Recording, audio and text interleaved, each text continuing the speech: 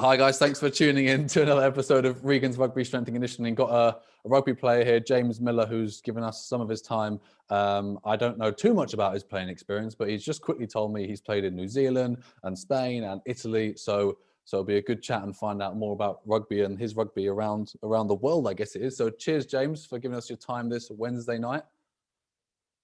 Yeah, you're welcome. Looking forward to it. Let's get stuck in. How I think we were just saying that you had got injured, and then with all the COVID stuff, you've been like not sure where to go next with rugby.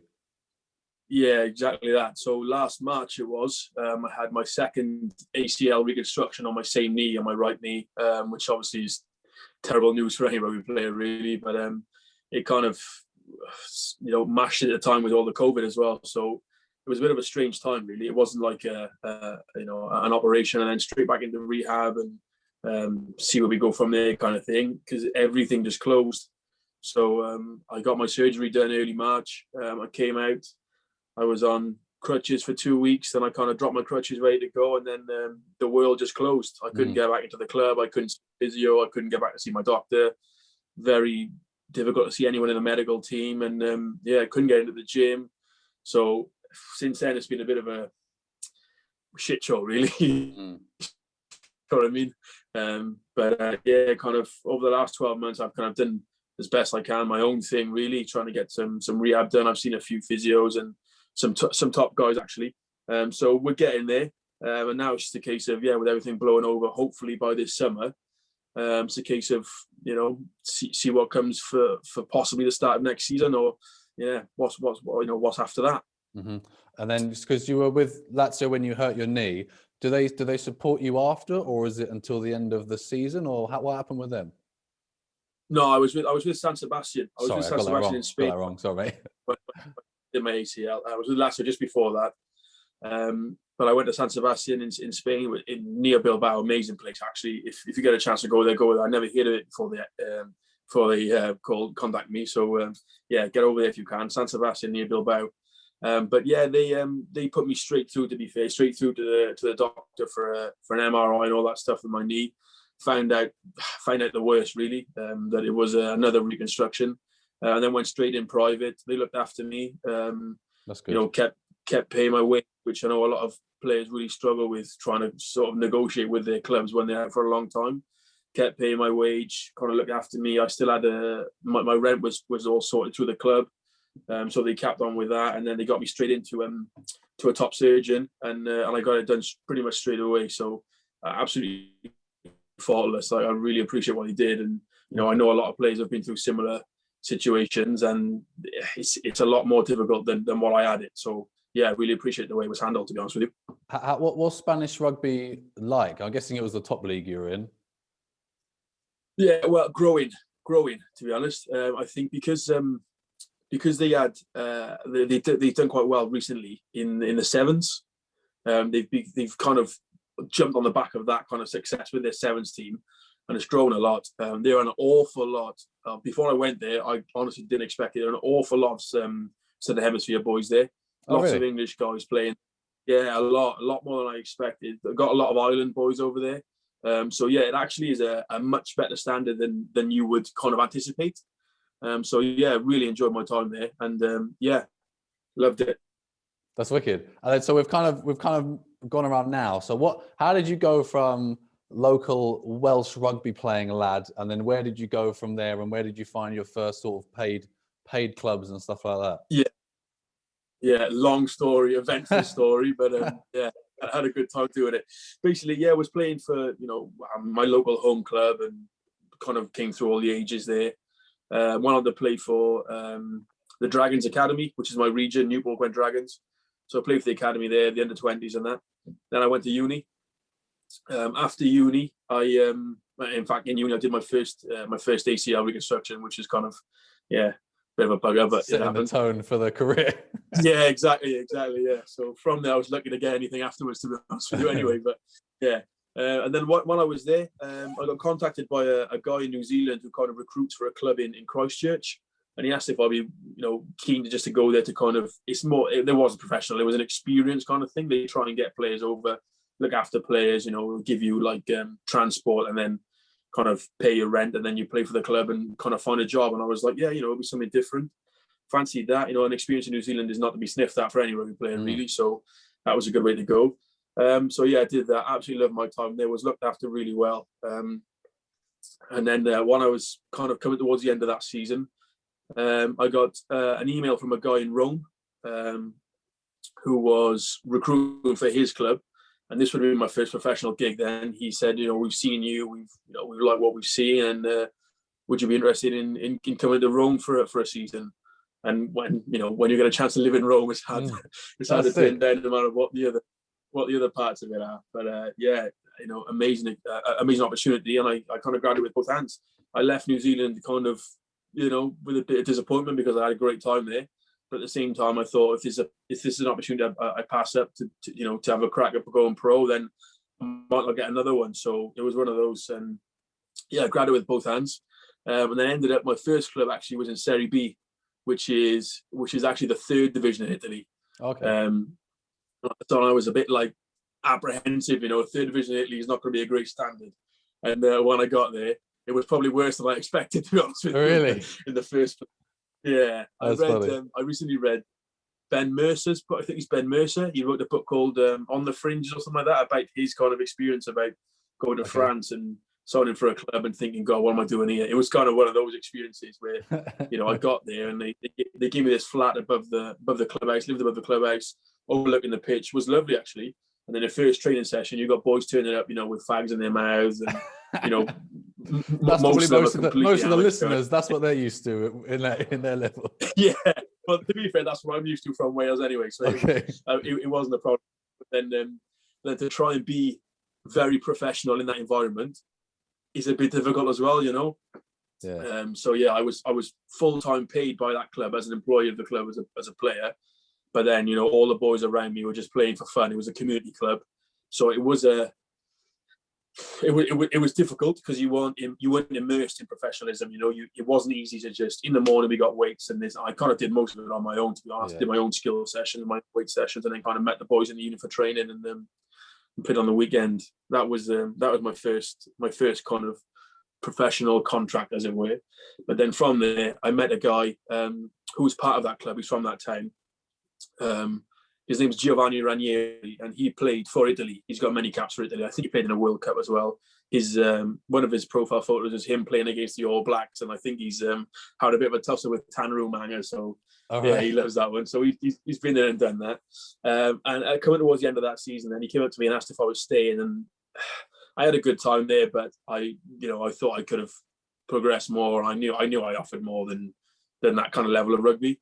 So he said, he knows a guy in Lazio in the top 10, and they'd be interested in having and I'm looking for a training session. So I went up. I was about 45 minutes south of the centre of Rome, living there at the time anyway.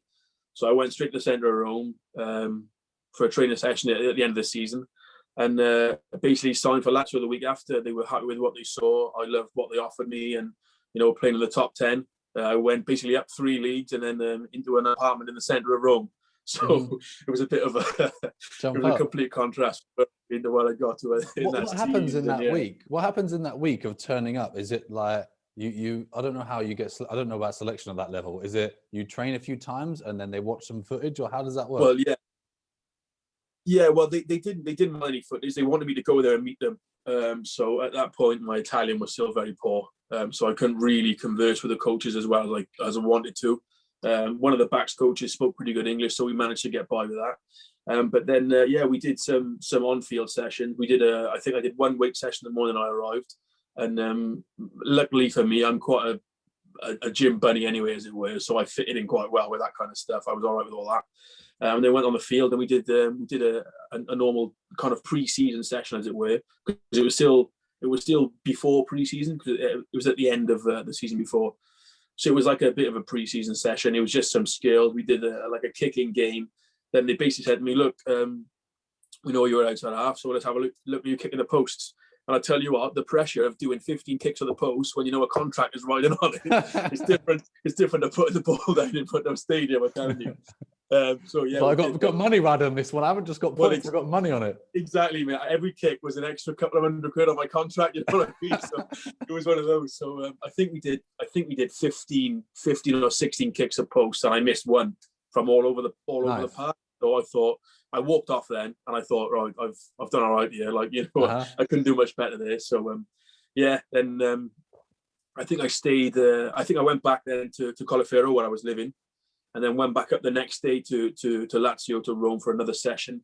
And after my second one, he said, "Yeah, we're happy with what we've seen. So if you want to come and meet the director of rugby and then the general manager, have a chat with them, see what we can come up with, and if you're happy with it, we'd love to have you here next season." Cool. And to be honest with you, I almost would have signed anything they put in front of me at that point. You know what I mean? Because I just love what I saw. So kind of went from strength to strength there, really. That's wicked. I think there's a few things that I want to mention. And like you first said, there's a few, I've heard of it a lot now, of where there's companies where you wouldn't get paid. Like I think I spoke to you about the club I work with, where you go and there's accommodation and maybe a little bit of expenses. And I didn't know that opportunity is around for like maybe someone who's like perfectly like a Premiership England or Welsh academy can just go around and rent free, just go and play rugby. Probably a lot of partying, I'm guessing, happened in New Zealand. Absolutely. Yeah, absolutely. Also in Italy and Spain as well. So yeah. Where's the best place? Yeah. It's very, very close between Rome and San Sebastian. It's a toss-up. It's slightly different in the ambience and the environments of the city, but absolutely incredible places. Living in the center of Rome is it's kind of indescribable. You know, you walk out your front door and there's the Colosseum. Around, mate, millions of people. So many people. You know, but there's the Colosseum, and there's Trevi Fountain around the corner, and the stadium is in the middle of the city, and you know, there's just millions of people every day from all walks of life. And we loved that. You know, we were professional then, and I was very professional. I'm quite a professional guy with my attitude, because I also appreciate the opportunity I had. But even so, we'd go out on a Wednesday night or a Thursday night after training. We'd only have one beer. Sometimes we wouldn't have anything, but we just sit there and kind of embrace who we were and just be like, this is incredible, you know. And people from Sweden, from France, from Germany, from Australia, from America, and it was just more than the rugby. That was an absolutely incredible life experience for me, and one I'll never forget.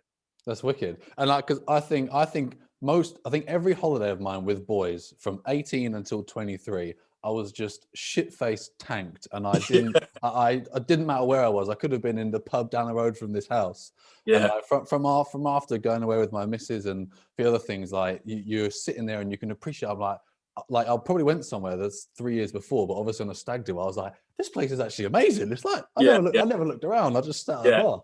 But I did exactly the same when I went to Edinburgh on a stag do, mate. And you know, you're drunk and for 24 hours a day for 3 days, and you don't really see anything, you know. And I can imagine now if I went back there with a girlfriend or with, you know, a mate on a quiet one, that you just see some incredible things. But a few places I've been to, I've got no memory of, and I'm sure are great places to visit.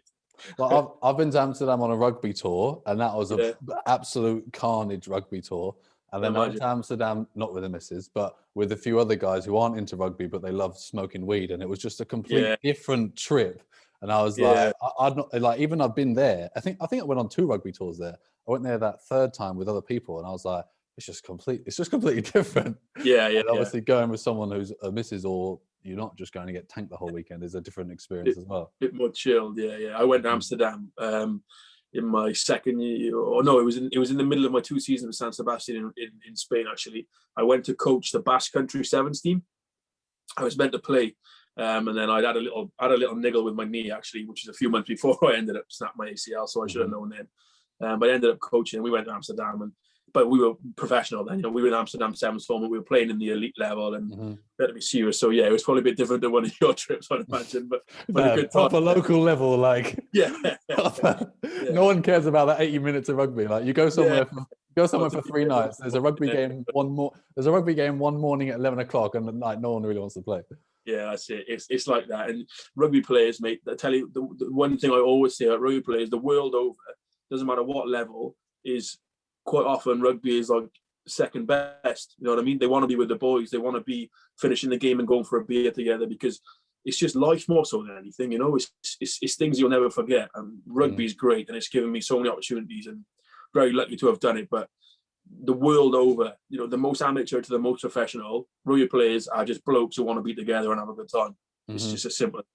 I think that's why when rugby's been cancelled for most of the last 12 months, people have struggled, with their training, obviously, but with mentally, because they don't have a laugh and the piss taking and joking around and being outside and jumping around. And a lot of people have really struggled with it. Yeah, very much. And if, when they're on one of my plans, obviously it's online, but you have little mini training groups and everyone supports each other. So it's it's good to have really that helps. sort of ethos. Definitely. And then, so you've spoken about, I think it was Lazio, probably one of the higher level teams, highest that you played. Yeah, sure. While I was traveling, I mean, the club I played for in New Zealand was completely amateur, but the level in New Zealand is just it's good. It's ridiculous, mate. It's ridiculous. Everyone can play. They can all catch pass. They can all cut a line. You got props who can kick a ball 40, 50 meters. It's just ridiculous. But in terms of professional level, I played in the Welsh Premiership, which is a very good level, actually. Oh, when was that? You didn't mention that. Yeah, I think I was 17, 18. Just nice. Before I went to uni, I think I was the youngest outside half in the World Premiership at the time, nice. Which was daunting. Trying to run a team of blokes who are 30 years old who've been there and done it, and probably on their way down, and I'm trying to tell them what to do at 17 on my way up. So that was daunting. That's wicked. I got a real superstar, guys. You better be fucking lucky you're hearing this. That's debatable, but it's the biggest superstar I've had on. I normally get coaches, and this is actually a professional rugby player, so it's good. What team was that? Good to chat. That was in Pontypool. Pontypool is actually they're in the second division in Wales now, but it's a massive club. Pontypool. It's very renowned historically. I'm not sure if you've heard of them, but they the Pontypool front row. They're always the tough, horrible bastards who ended up in the Lions tour every year. Okay. So quite a historical club. Yeah. Well, I don't watch too much of the club stuff, because then I think I'll just sit for 8 hours Saturday and Sunday and watch it all. But most of the internationals I'll try and make an effort to. Yeah. What was I going to say? So back onto Lazio was probably the highest standard. What was a typical training week like? Is it twice a day? Is it physical and then skills? We had it was a bit of everything, though, as you can imagine. You've got to kind of hone your skills, on every department every day. We had it was Monday, Tuesday, Thursday mornings were weights. So we'd all go in little groups. So we'd have say start at 8 a.m. and then a new group of 3 or 4 players would come in every 15 minutes. So we weren't all stuck on the same gears, you know what I mean? So we'd start at 8, then the centres would come in at 8:15, and the wingers would come in at 8:30, and we kind of go through the whole squad like that. Monday night was a technical and tactical session. So we watched a bit of video of what we'd done on the weekend, what we could pick apart in 20 minutes. It was never too long, which was good. What you can pick apart in 20 minutes and kind of what we looked at for the next weekend. So what we needed to work on, what we needed to work towards for the next game. And then the opposition, we do 10 or 15 minutes in opposition, what they did, where they like to play. Then we'd go out on the field. We did a Monday night was always light because we'd always play on a Saturday. So we did about 45 minutes on the field on a Monday, which was just technical and tactical work, where we're going to kick in our game plan, who's going to chase, where we're going to stand, and then just some skill work, and then sometimes we do some defense, but more systems. We wouldn't go smacking each other on a Monday. It would just be some systems of, how we're going to get our props and our locks towards the middle of the field. If you're tackling on a first phase, where you're going to go and stand on the second phase, just little things like that kind of can make a difference, at that kind of level. So that was good. And then Tuesday and Thursday nights would be our proper sessions. Tuesday, if we needed some contact, we kind of do it, but we never went mental with the contact, to be honest. And I'm not a big advocate for doing much contact in midweek trainings when you've got Saturday. Mm-hmm. I don't think there's a need for too much of it. But we do our bulky sessions then Tuesday, Thursday. So all our systems, all our teamwork, individual kind of improvements, and then you go scrum, line out, and then some run throughs. And then Friday we'd have a team run on a Friday morning. If we were playing at home, we'd have a team run Friday morning, and then we'd go home. If we're playing away, most of our away trips were long trips, because we were I think we were the most southern team. There was 2 teams in Rome, and all the other teams, there was 8 teams then in the north of Italy, and they're all 7-8 hour bus journeys. Really? So it's a bit of a bugger. Yeah. How far is Rome? Is Rome in the middle? Rome's almost in the middle, yeah. Smack in the middle. And then to the north of Italy, then most of them are 7-8 hour bus trips. Most of them are 7-8 hour bus trips. So we'd either do a team run and go home, or we do a team run and get on the bus and head north. Then we'd stay over Friday night, play on the Saturday. We never really got much time for tourism, which is kind of a bit disappointing. But when you're there for a job, you're there for a job. So yeah, it's a job, yeah. Yeah, so... but then the bugger was we'd get home about 3 o'clock on Sunday morning, and after every game on a Saturday afternoon because we were playing so far away. So oh yeah, one of those. So then we kind of rest Sunday and then back to it again Monday. Yeah. So Monday, Friday was it like 1 hour morning, 1 hour evening? That's your commitment. The rest is just strolling around Rome, just living life. Well, it sounds a bit easy, yeah, but obviously, not easy. I'm saying it sounds wicked. Yeah, it was amazing. It was amazing. But yeah, essentially, yes. Essentially, I was working 2 hours a day, 3 hours a day, if you want to put it like that. But I also think that professional sport, you don't stop working. You know what I mean? It's one of those jobs where you don't go home at 4 o'clock in the afternoon, like most people, and just switch off and watch Netflix all day. I'd go home after a game on Saturday if we played at home, and the first thing I'd do was sit there and watch the first half of the game, and just because I just like to kind of remember it immediately, not wait till Wednesday because I'm not forgetting the thoughts I had on Saturday and how I could have done this better, who could have made that tackle, what system we could change to get this right. But yeah, essentially 3 hours a day, and the rest of it was just, as you say, walking around Rome. But yeah, but no, I'm saying it's a good thing, not like no. But I guess it could be like anyone in a normal job. That's the meeting times. That's like intense. You're super concentrating, but breakfast is probably regiment. So's lunch. So's dinner. Absolutely. So's a snack. So is what you're doing the 4 hours between morning training and evening. So like it might not be like on the pitch running around, but like I don't know exactly. I'm sure there is stuff ticking around that exactly. you need to pay attention to. Yeah, and people know now. People have seen enough documentaries and enough films, and it's read enough books to know how tough it can be for players. Just because you can't switch off, mate, and it's very monotonously regimented. And I understand why a lot of players who come out of playing for so long into a normal job, they really struggle, because for most of their career as a player, they're getting told day in, day out, hour after hour, what to do, what to eat, where to be, what kit to wear. And then you go out into the big bad world, and you've just got to be there at 9 o'clock and do your job for 8 hours. And it's as simple as that. And you you don't know what to do or where to be. And, it's a bit of a strange one, but great time. I had that in my first job. Obviously, school told what to do, go do this homework. Uni told what to do, go do this homework. Like the second day of my job, they're like, go get some business. I'm like, what are you talking about? Yeah. Find some phone numbers, call some people, different world, make some money. I'm like, what do you mean? They're like, figure it out. I was like, oh yes, sir. It was like I was shitting myself. Yeah, but you've got to pretend you know then, don't you? Yeah, don't worry, I'll sort it out. Yeah, I was there for 2 months. I quit and I joined a gym. So that's how good I was at an office job. And then I was going to talk about knees, the bastard ACLs. I think we messaged a few months ago. I've done both of mine. One when I was 13, had surgery when I was 15, played when I was 16. 3 games later, did my right one, and then had surgery at 18. Played a couple games, and it was just like not great. And then like when I was at uni, I was about 2 miles from campus and then 2 miles from the gym the other way, and I weighed up like, do I play and am I crutching around? So I phased out from the age of about 19. The shame, isn't it? It's really annoying. But now I'm involved in it again, and it's fun, because from there I was like doing more strongman, and then when I first started training, it was personal training in gyms, and the last couple of years shifted back to rugby, which is so much more fun. People actually want to exercise. It's great. I've been quite thinking about kind of strongman, not strongman like on the telly strongman, but I quite like I'm a bit of a gym bunny, and I quite like to change my training up, to be honest.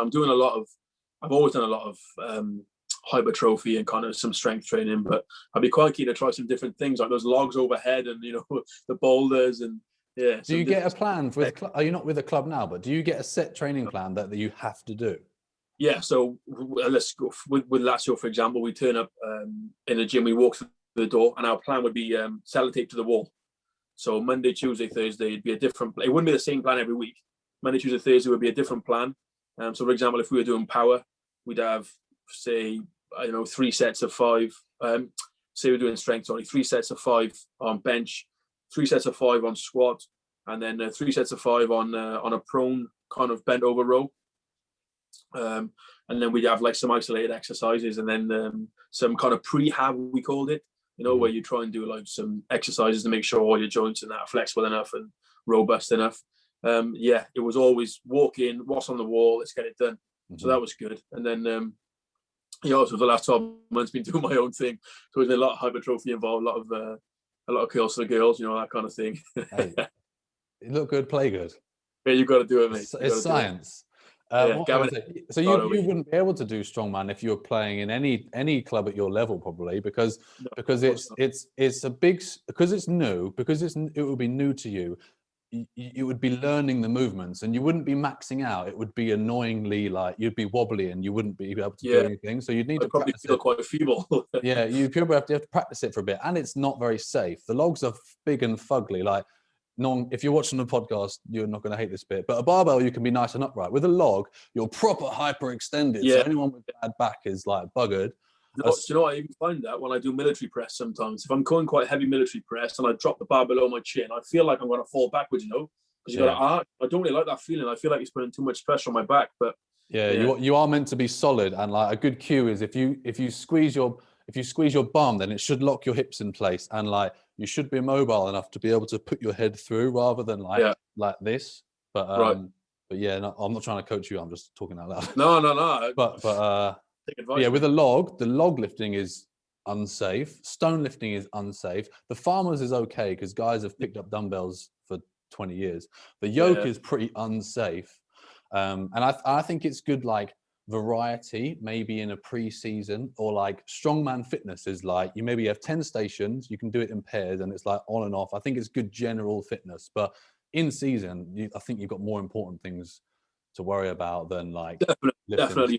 Yeah, but like you say, the pre-season with like I always found myself very much so, but I always find with other players as well, you much prefer to do little short, sharp stations and sessions than just run in, mate, and run in. You know what I mean? It kills people, and people don't start playing rugby because they want to run up and down a field for an hour and a half. Find different ways of, and there are many different ways of getting that kind of fitness as well.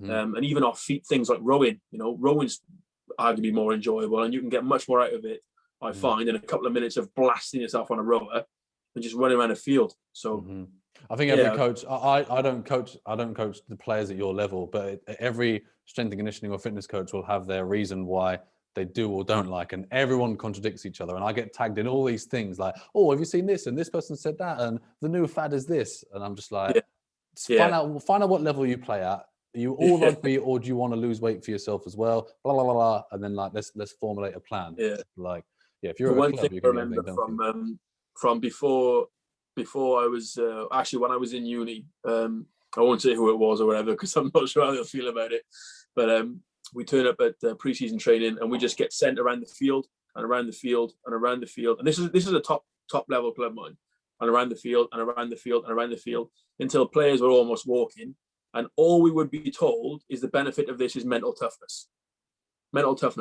and we thought, Jesus Christ, we're trying to play top level rugby here, and we're being treated like military personnel. I don't know, I'm not sure where it was going, but all we were told was mental toughness, and we thought, people are going to get injured. You know what I mean? This is just not going the right way. And I don't know.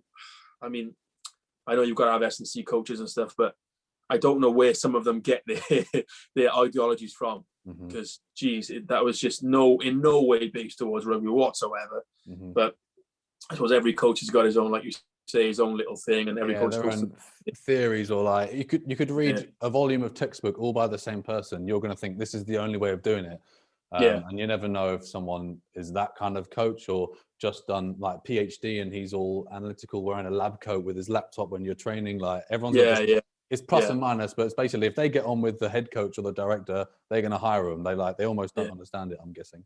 But like with my club and the local guys probably listening, I just say like for them, any training is better than nothing. Find something that is going to be enjoyable and you can do it for a long time. Well, that's the thing. Yeah, it's the same as diets. Isn't it? People seem to think that if they're struggling and not enjoying it, they're doing it well.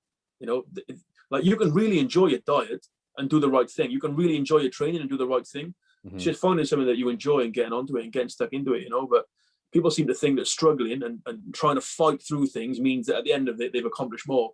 You just don't get where that comes from. But I think the idea of diet is bad, because if you're eating how you eat and you feel like a diet is these healthy type foods, you're always going to revert back to your previous self who was like an overweight person. Whereas if you just accept that this is how I eat, don't term it as anything. Just say, I'm going to eat like this now, like for good. There'll be nothing to go back to, because if you label normal and diet, when you're bored or when you're hungover or when you have no food, you're going to go back to your normal food. But if you just completely change the idea that of food you're having, you're going to eat like that forever. Everyone can have a Saturday off or a Friday night off, but that's normal food. And normal food tastes good. I feel shitty when I have all this dirty, greasy stuff. Oh, mate, it happens, but like, no, of course it is. I feel worse. Yeah, as soon as you think, why the hell did I eat that? But yeah. It's one of those. Would you get food help with Lazio or any of the clubs? No, we didn't. We never had a nutritional coach or anything like that. In New Zealand, I used to work actually in a gym, and I had a nutritionist there. So I used to pick her brains. Actually, she was really good. But I've never had like a set meal plan. I've always been very self-sufficient with my food. I like to eat well. I prefer to eat well. I feel better. So I've kind of taken it on myself to kind of learn more about that. To be honest with you, yeah. So that's something I find quite easy to do. I'm quite my willpower is quite good, so I find it quite easy to drive past McDonald's and go home and cook a chicken breast, just the way I am and the way I've been. I think my attitude towards that, and my way of life needs this. I need to eat well, to train properly, and to play well. That's just my kind of ideology, my way of thinking. So I'm lucky in that way, because I know a lot of people really struggle with it. But I've always found that okay to deal with. And it's probably in that order of you eat well so that you feel well, so that you train well, and then it's your job. Like the feeling well is number one. Exactly that. Yeah, it's not an accident. People in great shape and people at the top of the sport, they eat really well. It's not a coincidence. It's one of those things that, like you say, it's not about a diet. It's just about picking your path. And as long as you're getting in your macronutrients in the right place and getting your vitamins in the right place, and you're not overindulging all the time, it is as simple as that. Yeah. And I love you mentioned vitamins, because some people think calories are the only thing you need to monitor because you can have like no calories and you're still going to be an unhealthy human. Like you can have 500 calories and on paper, according to fucking Hello Magazine, you're going to be skinny by the end of 2 months, but you're going to be weak and feeble. And people forget that there's protein, carbs, and fats, but the stuff that builds that up is also important as well. And the micronutrients can be more important, like fruit. There's a debate on fruit, because obviously I was in a bodybuilding gym, and some of them say fruit is the fucking devil. But there's so much minerals and micronutrients and stuff in there. I munch it. I think you should. I think you don't need a fruit salad. You don't need 7 pieces of fruit at 10 p.m. because it's going to probably spike your insulin and it's load of calories anyway. But pre or post workout, absolutely perfect. A snack, perfect. And they're bloody available everywhere. Yeah, mate. That's something simple actually. A lot of people don't understand. Is macros are what build you up and what get you through the day and all that, but micronutrients are actually the little kind of transporting cells that actually get what you need into you. Otherwise it just kind of passes through effectively, and without those little things, magnesium, calcium, potassium, all those little bits and pieces that you don't think about really, they're actually what gets all your nutrients into your bloodstream and all that. So, like you say, their insulin is an important one. So, just finding your insulin spike at the right time is an important one. But yeah. Did you have any pre-game? Do you have any pre-game pump up stuff, food or drink or whatever? No, I was always very kind of methodical and kind of stuck to my routine. I didn't want to do anything on a match day that I wouldn't do on a Thursday or a Tuesday, because what does that make any sense? I wake up on a Tuesday and I eat this. Why would I wake up on a Saturday and eat something different because I'm about to play? No, I would keep that exactly the same. I would have every single morning, Monday to Sunday, I'd have oats, banana, protein, and if I wanted to add some extra fruit, I'd go with that. And then before the game, if we were with the team, we'd normally stop for lunch somewhere, and we'd every time, it's pasta and chicken, it's that bog standard meal. But then one coffee, and that'd be me, mate. Sometimes if I was thinking, I need to put a bit of a shift in here today, or I was struggling a little bit, maybe a Lucozade, but that's absolutely it. I would just go bog standard. Monday to Sunday, my diet wouldn't change too much. Maybe slightly higher on carbs pre-game, but not too much, because I didn't want to feel lethargic and end up with an insulin spike too high and end up coming down halfway through the game. Yeah, that's exactly what I put in my food plan. So anyone that's done my food plan, you heard it from a pro player. That's how you do it. A little bit more on a Friday, maybe. Yeah. Sweet. I think that's most of the stuff. We're getting on to like 50 minutes. I'm going to go on Facebook and see if anyone's been popping some questions. That'd be good far away first. Oh, someone says yes, Miller. Nathan Darby. Do you know who that is? Yeah, I think I went to Hartbury with Nathan. Oh, really? Yeah. I think when I put a photo in or a story, he liked it, and I didn't know if you knew him personally. Yeah. I went to Hartbury in Gloucester with him. Really, really nice guy, actually. Yeah, cool. I was voting for a long time, but yeah, good bloke. Hope he's doing well. Look at me, just connecting the world together. That's what I do. What you're about, mate. Sweet. So yeah, no questions. If anyone's got questions, James is actually in this group, so you can comment and he'll see it. Or I'll ask him anything about playing abroad, or like he probably knows more from an elite playing level than I do. But yeah, if anyone wants to get hold of you, if they're not on the group, if they're just listening, what's the best way, James? Yeah, you can get me on Twitter if you want to. James_Miller10, the number 10. It'll be the 10, the fly. Yeah, it's got to be, mate. Got to be. It's on my Instagram as well, the 10. So it's on all my pairs of boots as well, just to make sure everyone knows. But if there's anything I can help with, and I'm more than happy to help with any questions you guys have got regarding sport, regarding off the field. What you can do after rugby, because I'm in that predicament now. So, and yeah, if like we talked about earlier, the difficulty of people have had with no rugby for the last 12 months, I'm exactly the same boat as everyone else. So, if you just want to reach out and even just ask your question or just a social chat, feel free to get at me, and I'd love to hear from you. And yeah, I'll help wherever I can. Wicked, awesome, cheers. And so if you want to get hold of James, get hold of him there. And if you're watching or listening, you can comment on the video, or you guys know how to get hold of me on the podcast. So cheers, guys. I'll speak to you soon. Cheers for giving us your time, James. Really appreciate it. Enjoy myself. Thank you. Cheers, buddy. So.